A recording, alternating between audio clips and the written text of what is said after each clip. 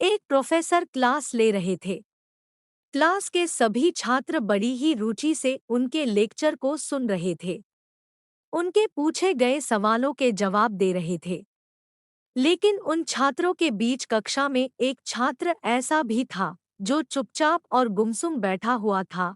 Professor ने पहले ही दिन उस छात्र को नोटिस कर लिया, परंतु कुछ नहीं बोले।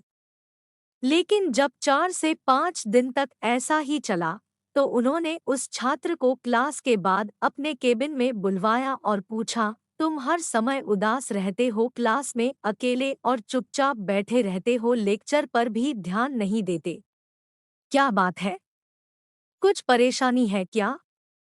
सर, वो छात्र कुछ हिचकिचाते हुए बोला, मेरे अतीत में कुछ ऐसा हुआ है जिसकी वजह से मैं परेशान रहता हूँ। समझ नहीं आता क्या करूं।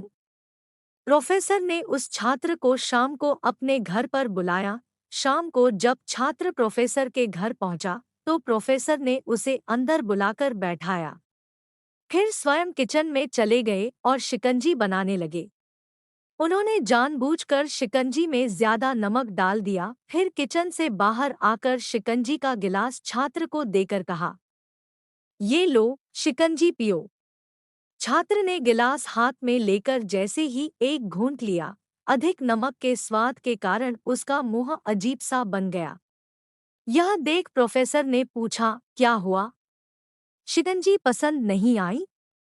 नहीं सर, ऐसी बात नहीं है। बस शिकंजी में नमक थोड़ा ज्यादा है।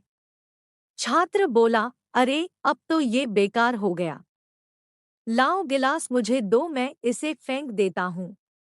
प्रोफेसर ने छात्र से गिलास लेने के लिए अपना हाथ बढ़ाया, लेकिन छात्र ने मना करते हुए कहा, नहीं सर, बस नमक ही तो ज्यादा है। थोड़ी चीनी और मिलाएंगे तो स्वाद ठीक हो जाएगा। यह बात सुन प्रोफेसर गंभीर हो गए और बोले, सही कहा तुमने। अब इसे समझ भी जाओ। ये शिकंजी तुम्हारी जिंदगी है। इसमें घुला अधिक नमक तुम्हारे अतीत के बुरे अनुभव है।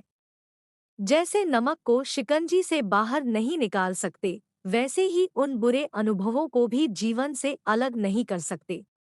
वे बुरे अनुभव भी जीवन का हिस्सा ही है। लेकिन जिस तरह हम चीनी घोलकर शिकंजी का स्वाद बदल सकते हैं, वैसे ही बुरे अनुभवों को भूलने के लिए जीवन में मिठास घोलनी पड़ेगी। इसलिए मैं चाहता हूं कि तुम अब अपने जीवन में मिठास घोलो। प्रोफेसर की बात छात्र समझ गया और उसने निश्चय किया कि अब वह बीती बातों से परेशान नहीं होगा।